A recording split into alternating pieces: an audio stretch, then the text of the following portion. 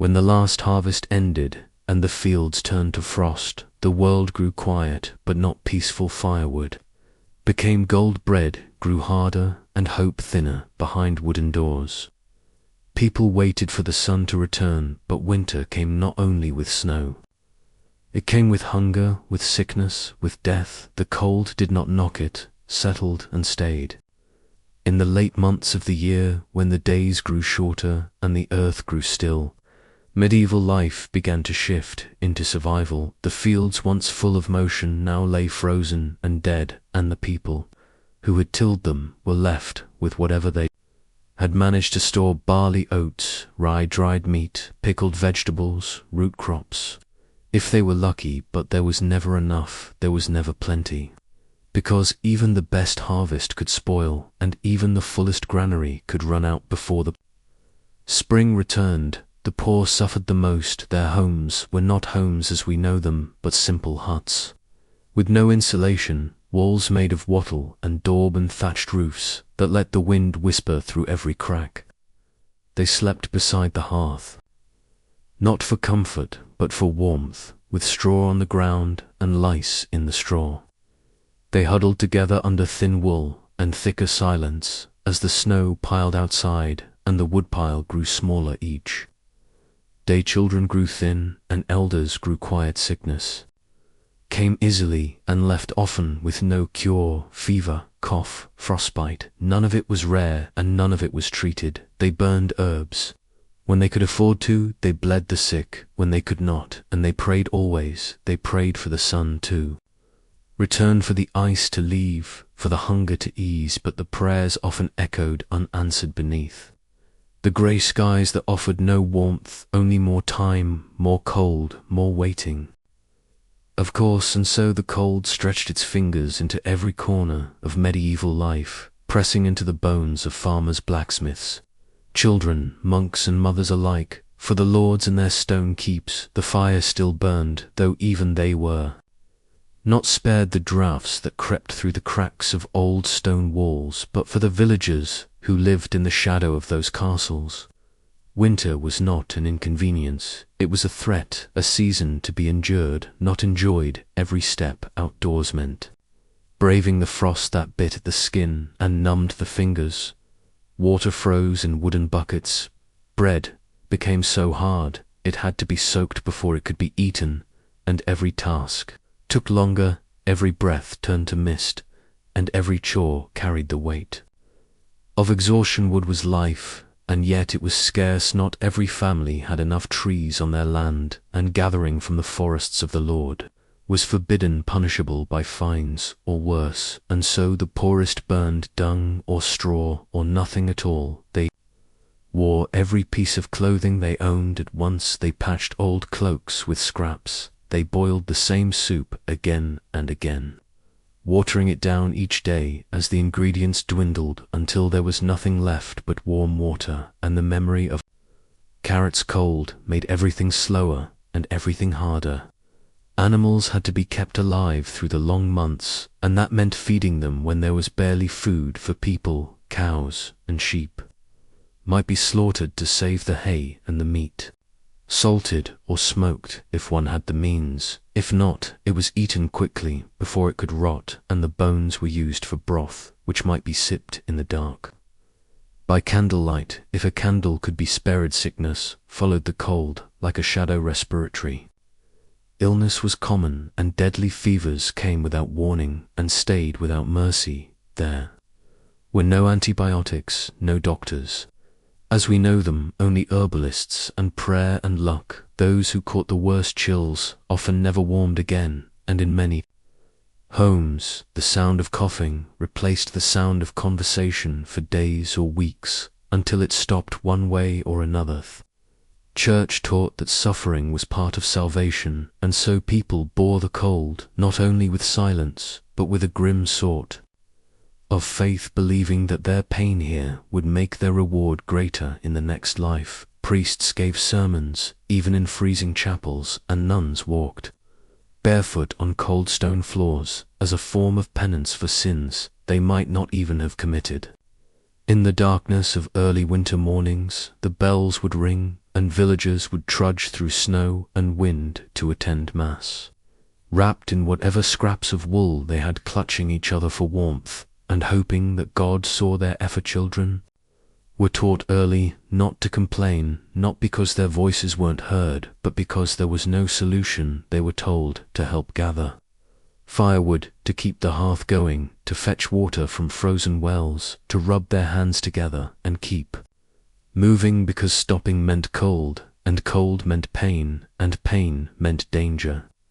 They were not spared the weight of winter. They were part of Ithaca, where no holidays, as we think of them, no lights, no gifts, no festive feasts, unless one lived near a particularly generous lord or monastery. Christmas was marked with extra prayer, perhaps a small bit of meat, perhaps a piece of fruit saved from autumn, but it was not a season of cheer. It was a pause in suffering, and the people were grateful even for Thethos, who could work, did so in whatever form they could, spinning wool, weaving baskets, tending what few animals had survived the frost. Barter replaced coin, and favors replaced promises, a chicken for a sack of oats, a blanket for firewood, a warm place by the hearth for help with repairs. Trust and survival were bound together in a web of need that winter tightened until spring ended.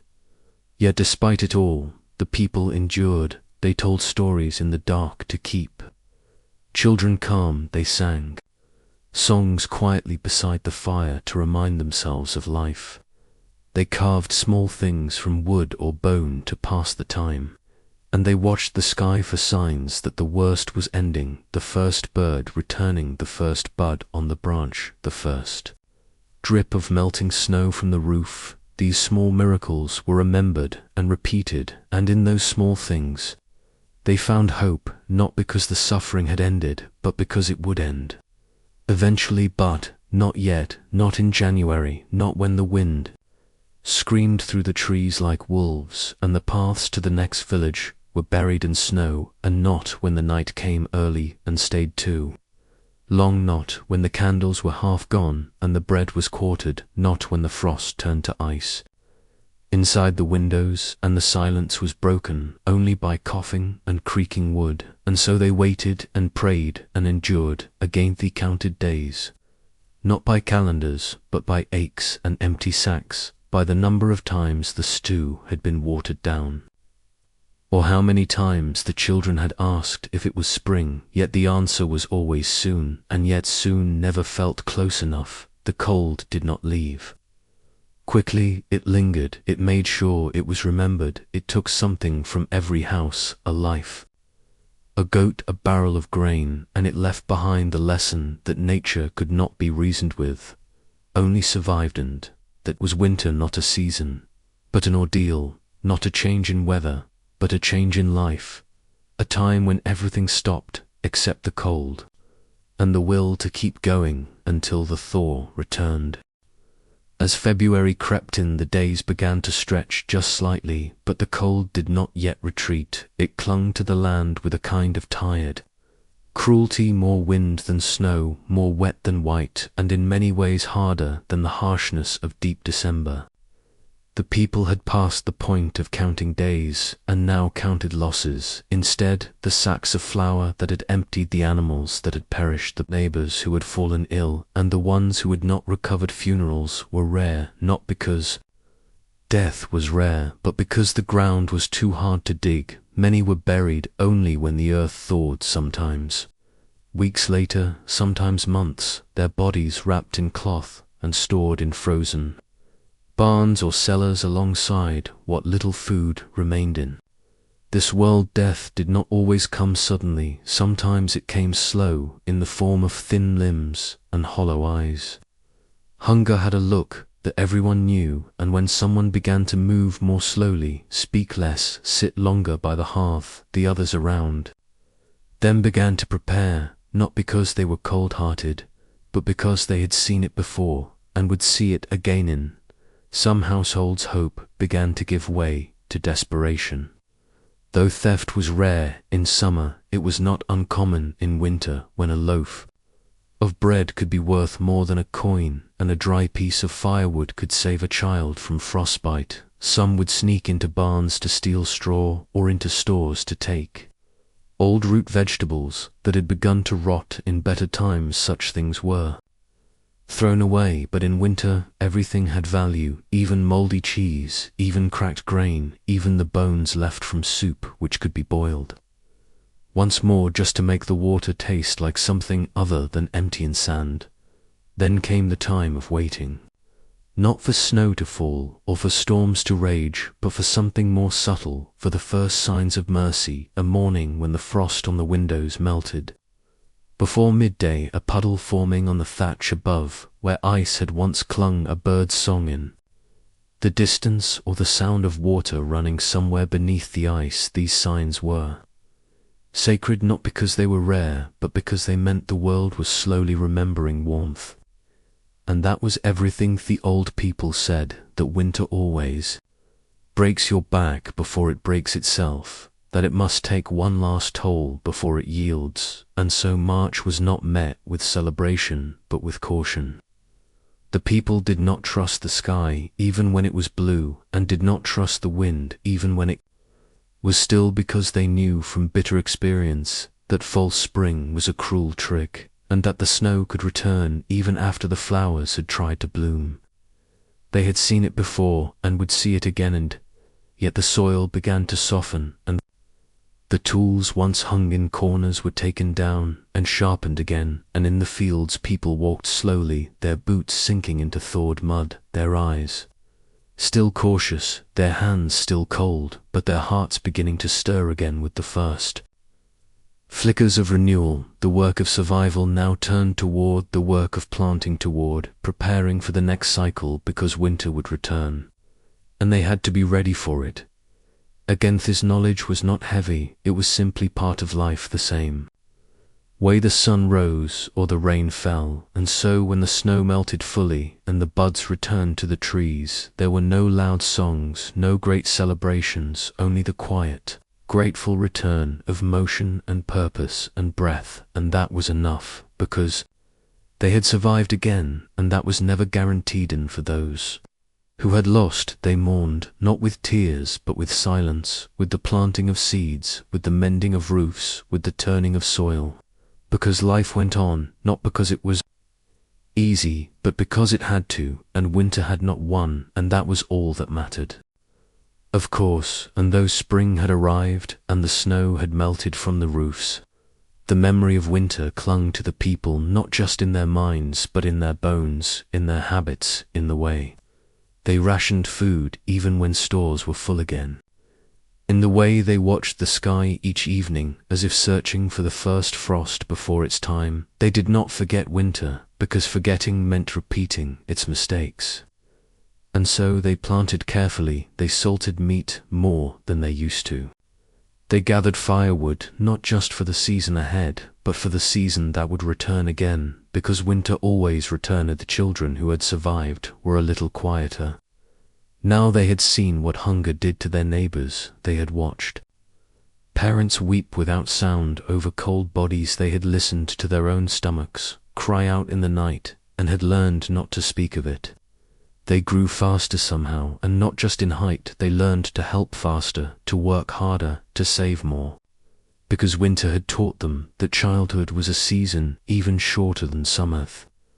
Elders sat in the sun longer when it returned, not because they were idle, but because they knew how little warmth could be taken for granted. They spoke of winters past, some worse than the last, some kinder, but always the same in the way they stripped everything down to the barest truth that life was not given, it was fought for, and sometimes bartered with pain and patience, and that made it sacred. And in the church's prayers changed from desperate to grateful, but not jubilant. There were no hallelujahs shouted across the hills, only soft murmurs of thanks whispered in stone chapels by people who knew they had escaped something ancient and vast and cruel. They did not praise the sun, they simply noticed it, felt it on their cheeks as they walked to the fields again and looked up at it in brief moments when the wind was stilled.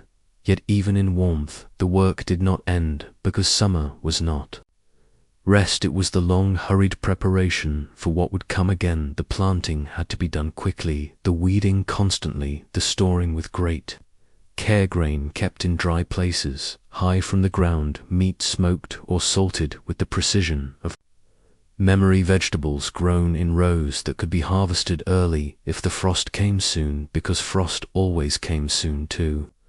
Soon the village rhythm returned, but never easily. The smith returned to his forge, but found the tools rusted. The cooper returned to his barrels, but found his hands slower than he remembered.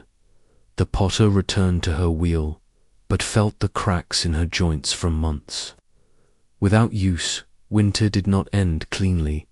It left its mark on everything, on the bodies of the people and on the soul of the town. Its festivals resumed in time, but were quieter, less indulgent. The dancing was shorter, the feasting smaller, and the stories told around the fire were not of saints or kings, but of neighbors who had survived or been lost.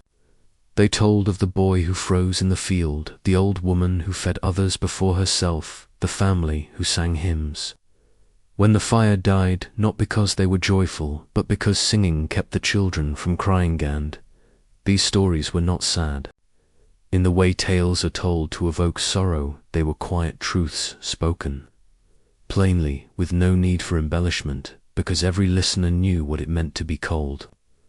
Every listener had lived the same pain, and so they nodded, not with pity, but with knowing. And thus the cycle began again, with no dramatic turning point, no clear line between then and now, only the slow creeping return of green to the fields, and breath to the lungs, and the understanding passed from one generation to the next, that winter was not an enemy to be beaten, but a test to be endured and prepared for always.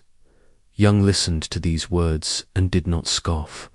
They had seen enough to believe, and the old, who had seen more, said little else was worth knowing. And so wood was chopped even in July, herbs were dried even in June, stores were counted even in the height of summer, and when someone laughed, it was never too loud, and when someone cried, it was never mocked, because the people knew that joy and grief lived side by side in the long shadow of winter. And in the end, this was the truth of the medieval world, that seasons were not simply weather, but fates, and that to live was not to escape hardship, but to carry it, and to pass it on, not as fear, but as wisdom, not as sorrow, but as memory, not as burden, but as the reason to keep going when the sky grew dark and the wind turned cruel once more.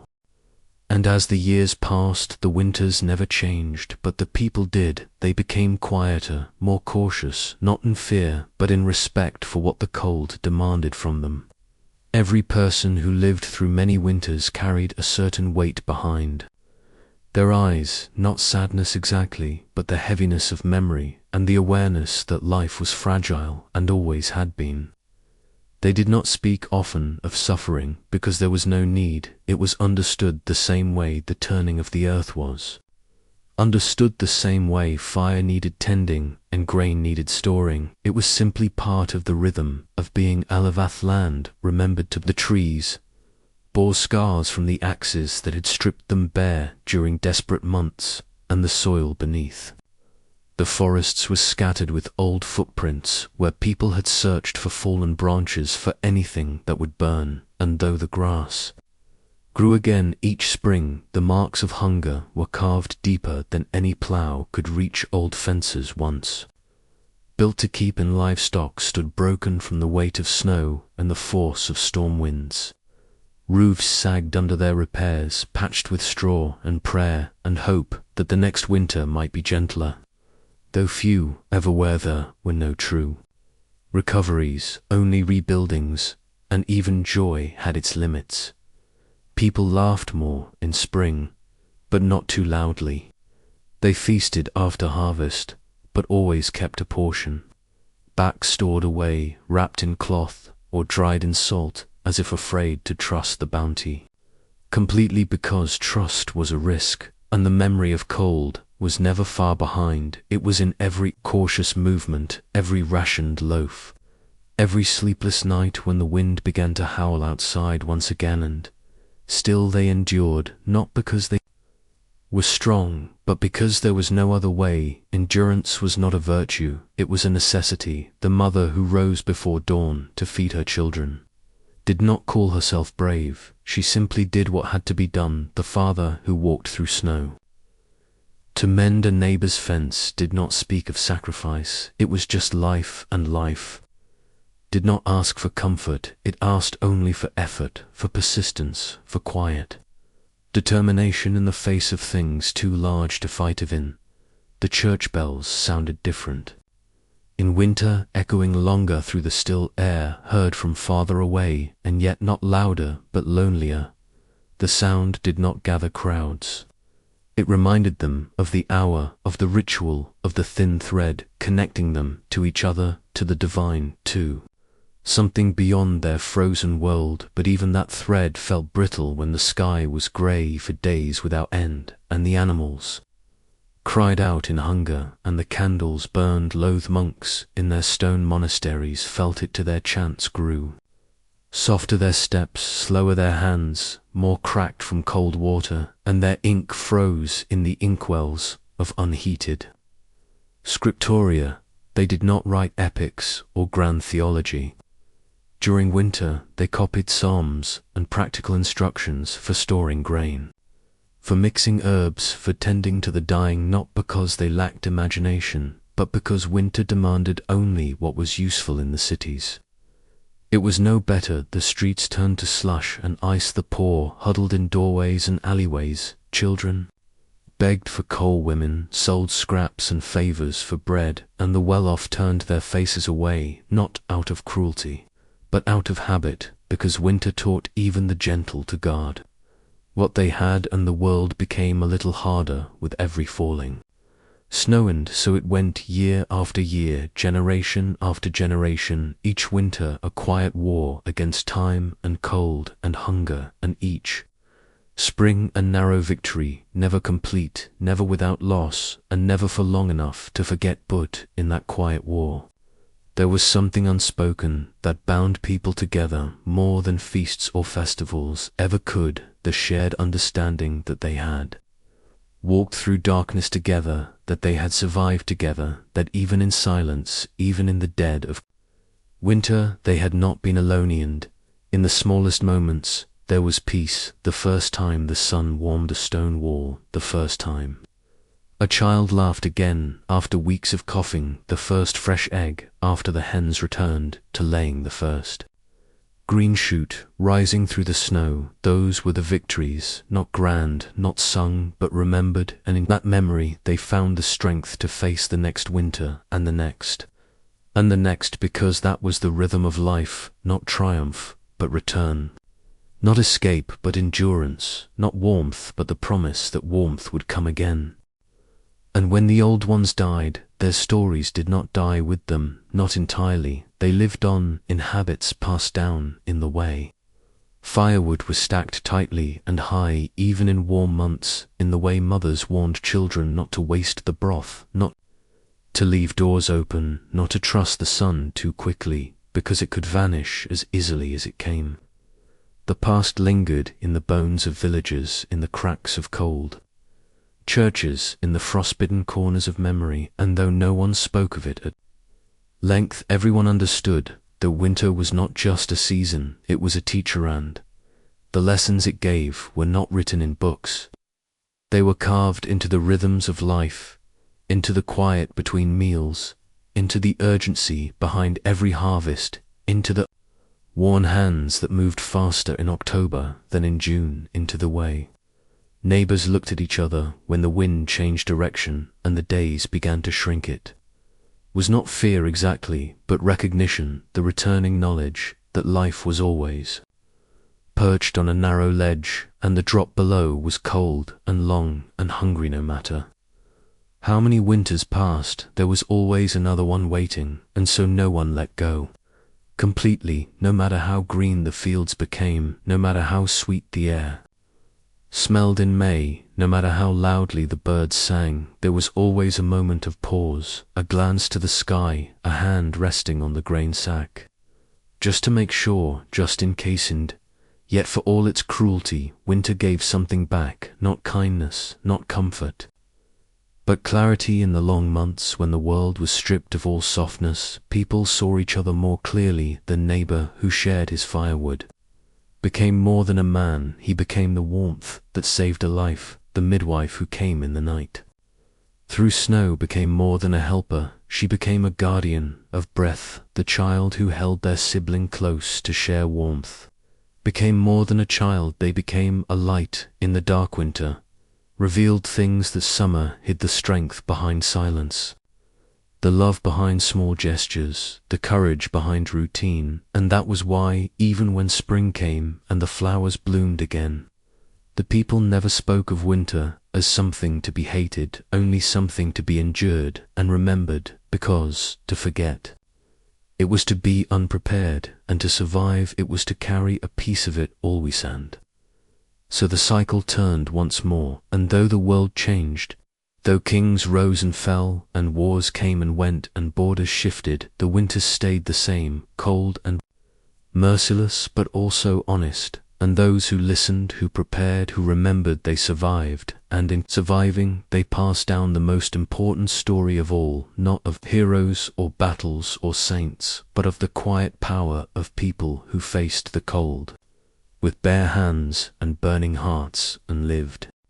And when those burning hearts finally faded, when their voices quieted and their hands grew still, they left behind more than graves. They left behind ways of living that could not be unlearned, ways of seeing the world not as a place of ease, but as a place that asked for patience, for work, for faith, not just the faith of churches and prayers, but the faith that spring would come, that the bread would rise, that the sun would one day return. They left behind a kind of wisdom that did not need words, a kind that lived in the way doors were latched against the wind, in the way cloaks were folded and kept dry, in the way stories were whispered by firelight.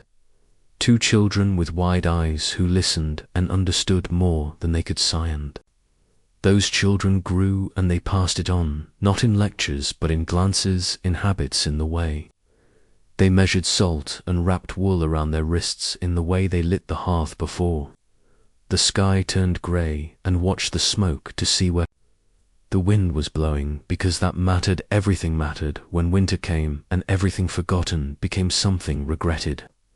This way history lived, not on parchment or in scrolls, but in motion, in instinct, in the breath that left one's mouth in the cold and was seen before it disappeared again. Everything was temporary, and everyone knew it, which made every small act holy, not sacred in the grand sense, but sacred in the way a shared meal is sacred, in the way a fire passed from one house to another is sacred, in the way to people leaning into each other for warmth in the dark is sacred. And so the medieval winters came and went and came again, and though the world would one day change, with roads and chimneys and books and laws, the cold never truly changed. It remained what it always had been, the great leveler, the quiet judge, the force that made people small and strong at the same time, and taught them how to survive by remembering that they were never alone. Not reliant in the long silence of deep winter, when the world held its breath, once again the old ones would look out at the snow and say very little. They would sip their broth slowly, they would listen to the wind and nod, not in fear, not even in sorrow, but in memory. They knew this season, they knew what it asked, and they knew that others had walked this path before and walked it well, and that was enough. Fire would crackle softly in the dark, the child would fall asleep beside it. The shutters would creak, and the frost would bloom against the glass, and in that stillness there would be no fear, only waiting, only warmth. Enough to last until morning, enough to carry them through, and that was all they ever needed. And so the frost remained always there, not just in the air, but in the way people moved and thought and waited. It lived in the corners of their homes and the corners of their minds. It sat with them at their tables and watched them sleep. It reminded them that everything they had was borrowed, and everything they built was tested by ice and time and silence. And yet they kept building because that was the answer, not to fight winter, not to outrun it, but to meet it with motion, to meet stillness. With effort and silence, with work and hunger, with one more day of survival marked time not by dates, but by signs by the way. The animals grew quieter by the way the smoke from chimneys rose slower, by the way the bread stopped rising, and the potatoes grew eyes, and the wind began to sound like voices in the night, not voices that spoke, but voices that remembered whispers of winters. Past curling through cracks in the wall and under doors, as if the season itself had memory and was telling it back to the people who had once defied Itend. Those people never called themselves strong or brave. They would not have understood those words in the way we used them. They would have called themselves alive, and that was enough. That was everything. Because to be alive when the world tried to freeze you into stillness was the greatest act of resistance. The greatest act of faith, not in God alone, but in the sun, in the seed, in the slow turning of the earth inside. The churches the candles kept burning low and long, and the stained glass remained dark except when the sun hit it just right for a few minutes each morning, throwing colored light on cold stone floors, and when that happened no one spoke. They just looked quietly, as if reminded that beauty still lived even here, even now, even when the world outside was nothing but gray and white. And when children learned to listen more than speak, they learned the difference between the crack of a branch and the howl of a wolf. They learned that footsteps in snow sound softer but mean more. They learnt that warmth was never to be taken for granted, and that silence did not always mean peace. Sometimes it meant something, watching something, waiting, but still they laughed. Sometimes still they played, still they held hands, because children never forgot to be human, even when winter tried to teach them otherwise. And there were songs, not many and not often, but they were there, hummed quietly as people stirred pots or spun wool or shoveled. Snow songs that had no author, and no ending, songs that had been passed down not through writing but through repetition. Soft notes sung into the dark like little flags of defiance against the cold and the silence and the slow grinding hunger of the season. They sang because they had mouths. They sang because they had not yet been taken, and in that there was power. As winter deepened across the countryside and the breadth of the land grew ever quieter, the people did not wait for change. They simply endured each day. Folding into the next without ceremony, the sun would rise weakly behind a curtain of grey clouds, casting a dull silver light over the fields that had long since hardened into silence. The wind moved through the bare branches of the trees, whispering in tones older than memory, bending the old trunks and scattering loose snow across the pathless roads and empty lanes. The world itself seemed to be holding its breath, and so too did the people who lived within each village, seemed to shrink in size during these months, not in number but in spirit, as if the cold pressed down on everything, not just the roofs and walls, but on voices, thoughts, even dreams. Conversation grew shorter, and steps slower, each movement weighed down by the memory of past winters and the knowledge of what was yet to come. The marketplace, which bustled in autumn with the chaos of harvest, now stood still, with shuttered stalls and frozen barrels. The only figures seen were wrapped head to toe in wool and fur, faces hidden beneath layers, eyes squinting against the wind, shoulders hunched under invisible burdens of fear and fatigue inside. The home's candles flickered beside tightly shuttered windows, their weak glow barely reaching the corners of rooms, filled with low murmurs and the sound of cloth being mended, of spoons scraping the last bits from a pot, of stew, of wood being chopped slowly, carefully, as if each swing of the axe might be the last for a while. The fire was the part of every home, and people sat near it, not for comfort but for survival, its warmth a reminder that time still moved. and that the cold had not yet claimed them. Elders were listened to more in these months, their words treated like heirlooms from another world. They spoke little and rarely smiled, but when they did speak, their stories were slow and steady tales of the worst winters they had known, when the snow had fallen for weeks without end, when food had run out and people had died quietly in their sleep. Without waking, the young listened not with wonder, but with a kind of fear that sat in the stomach. Like uncooked grain, the knowledge that nothing was guaranteed and that nature did not care for prayers or plants. Animals to bore the burden of winter, their bodies thinner, their eyes more hollow, the chickens stopped laying, their feathers puffed. In constant defense against the cold, the pigs grew sluggish, curling into tight balls of pink and grey, their breaths steaming in the morning air, and the goats, if they had not been slaughtered for meat, huddled in corners, chewing slowly on what little hay could be spared. Every creature endured in its own way, and the people watched them closely because their fates were linked. If the animals failed, the people would follow. There were rituals, small and private, that people kept through the cold months, not religious always, but sacred nonetheless. A woman might light a candle every evening at the same hour for a son lost in a past winter. A father might carve a mark into the doorframe, for every day his children remained healthy. A child might keep a stone in their pocket, given by a grandmother who said it would protect them.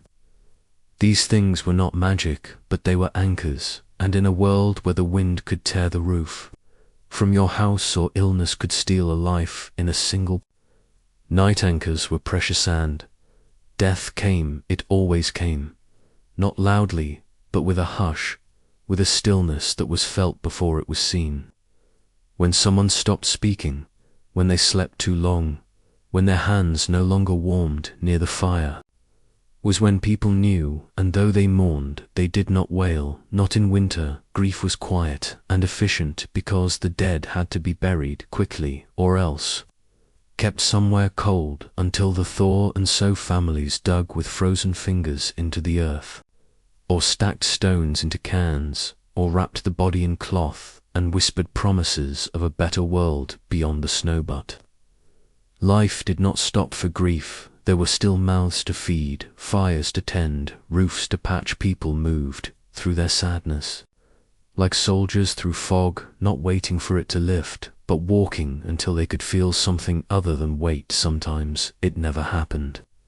Sometimes winter planted sorrow so deep it could not be dug out, but still people walked, still they woke, still they worked, because to do otherwise was to surrender, and surrender was not an option, not for those who had seen what happened when people gave opened. So the months passed in this rhythm of silence and motion, hunger and hope, sorrow and survival, each day marked not by sunlight, but by the state of the fire, the sound of the wind, the number of coughs heard through the thin walls of neighboring homes. People did not live for spring, they lived for tomorrow, for tonight, for the next hour, and that was enough. That had to be enough.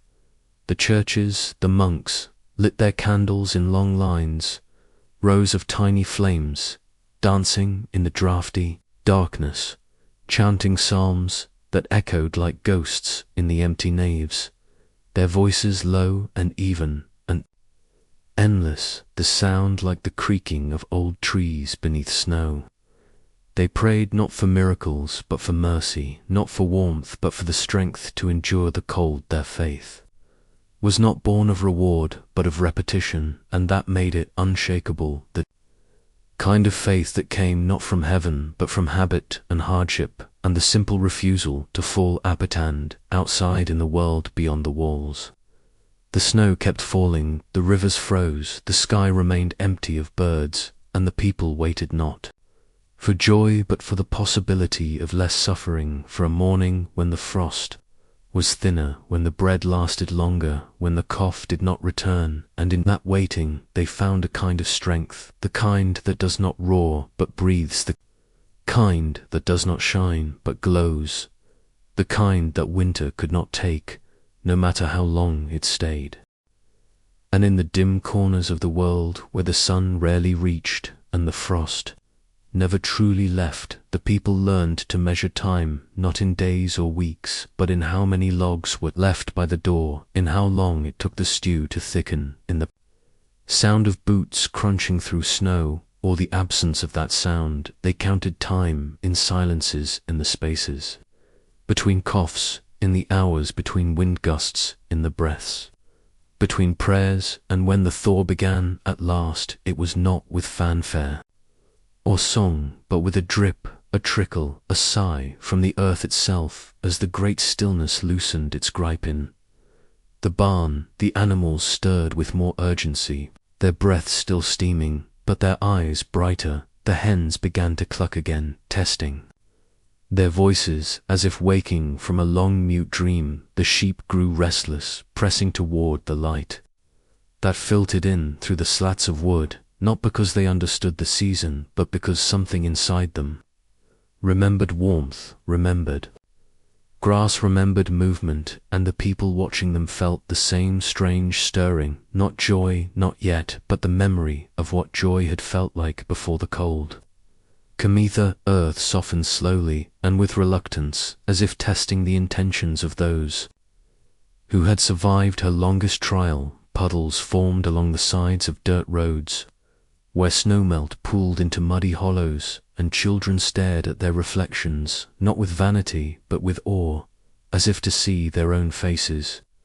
Again, outside was proof that the world had not ended. The trees began to moan under the weight of melting ice and drop fat beads of water that fell like whispers, and the wind no longer cut through clothing, but passed with the gentleness of something weary of one celebrated not at first. They moved cautiously, tested the soil with bare hands, and walked the fields with quiet steps, looking for signs of life. The buds on branches, the stirrings in the undergrowth, the return of birdsong, even faint and far off. Each sign was a note in the returning song of life, but still they did not cheer, not until the first planting, not until the first green shoot, not until the last snow fell without being replaced. Only then did they begin to speak of survival, not as a wish or a hope, but as a fact, a hard-won truth pressed into the lines of their hands and the slowness of their boat. The memory of winter did not fade. It remained in the way people folded blankets, in the way they rationed flour, in the way they watched the skies with a suspicion that would never leave, and that memory shaped them not into fearful creatures, but into people of habit, people of patience, people who knew that all things, even suffering, had their time, and that too endure was not to be hard, it was to be soft in the right places and unbreakable in others. The strongest were not the loudest or the fastest, but the ones who moved forward with quiet determination, with kindness held like a coal in the chest, never bright but always warm. In the monasteries, the monks wrote again, not just copies of scripture, but records of the cold, of the sickness, of the names of the dead, not with embellishment, but with clarity and care, because they knew this was the most important thing they could offer. Memory was survival, and they etched it into parchment, not to mourn, but to remind those who came after that these days had happened, that they had mattered, that they had been endured. And so the great books of winter grew thicker, year by year, line by line, full of the small details that might one day make all the difference. Children played more freely now, but their games still bore the shape of winter. They played at gathering firewood, they built pretend ovens and made imaginary stews. They wrapped their dolls in cloths, as if guarding them from frost.